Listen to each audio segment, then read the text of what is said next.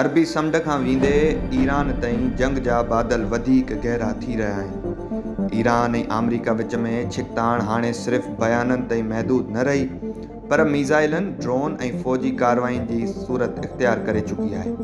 विच ओभर हिकु भेरो ॿीहर बारूद जे ढेर ते बीठल नज़र अची रहियो आहे। ईरान ऐं अमेरिका विच में वधंदड़ तकरार हाणे पूरे ख़िते खे पंहिंजे लपेट में वठण जे ख़तरे ॾांहुं वधी रहियो आहे। अमरीकी सेंट्रल कमांड सेंटकॉम दावा कई आहे त अमरीकी जहाज़ बरदार बहरी ॿेड़ो USS इब्राहिम लिंकन अरबी समुंड में सरगर्म आहे ऐं ईरान ख़िलाफ़ बहरी पाबंदियुनि ते अमल कराए रहियो आहे। अमरीका मूजिबि 122 वापारी जहाज़नि जा रस्ता तब्दील कराया विया आहिनि। ॿिए पासे अमरीकी सदर डोनाल्ड ट्रंप चयो आहे त ईरान सां ॻाल्हियूं अञा जारी आहिनि ऐं हाणे वक़्तु अची वियो आहे त कंहिं न कंहिं सूरत में मुआहिदो कयो वञे।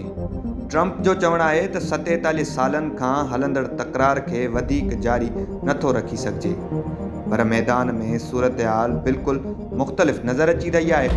अमरीका दावा कई आहे त उन केतिरा ई ईरानी बैलिस्टिक मीज़ाइल ऐं ड्रोन तबाह करे छॾिया आहिनि, जॾहिं त ईरान जे पासदाराने इनक़लाब अमरीकी बहरिया जे 5 फ्लीट खे निशानो बणाइण जी पिणु दावा कई आहे। कुवैत ऐं बहरीन बि ईरानी हमलनि जी निशानदेही कई आहे।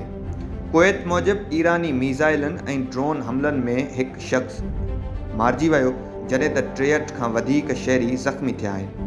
कुवैत इंटरनेशनल एयरपोर्ट खे बि नुक़सानु पहुतो आहे, जंहिं बाद हवाई ऑपरेशन आर्ज़ी तौरु बंदि कयो वियो। बहरीन दावा कई आहे त उन जे दिफ़ाई निज़ाम 3 मीज़ाइल ऐं केतिरनि ई ड्रोन हमलनि खे तबाह करण में कामयाबु रहियो। साॻिए ई वक़्तु गॾियल अरब इमारात बि ख़बरदार कयो आहे त कंहिं बि अरब मुल्क खे अकेलो न छॾियो वेंदो। होॾां ईरान सख़्तु लहजे में चयो आहे त जेकॾहिं कंहिं मुल्क पंहिंजी सरज़मीन या फ़ौजी अॾनि खे ईरान ख़िलाफ़ु इस्तेमालु थियण ॾिनो, उनखे बि जारियत जो हिसो सम्झियो वेंदो। इन विच में हिकु वॾी सियासी ख़बर बि साम्हूं आई आहे त अमरीकी सदर डोनाल्ड ट्रंप तस्दीक कई आहे। हुन इसराइली वज़ीर आज़म नेतन्याहू सां सख़्तु लहजे में फ़ोन ते ॻाल्हि कई। ट्रंप एतिराफ़ कयो आहे त हू नेतन्याहू जे लिबनान में जारी फ़ौजी कारवायुनि सबबि सख़्तु परेशान थी वियो आहे। हुन खेसि चयो आहे त हाणे हीअ जंग रोकणी पवंदी।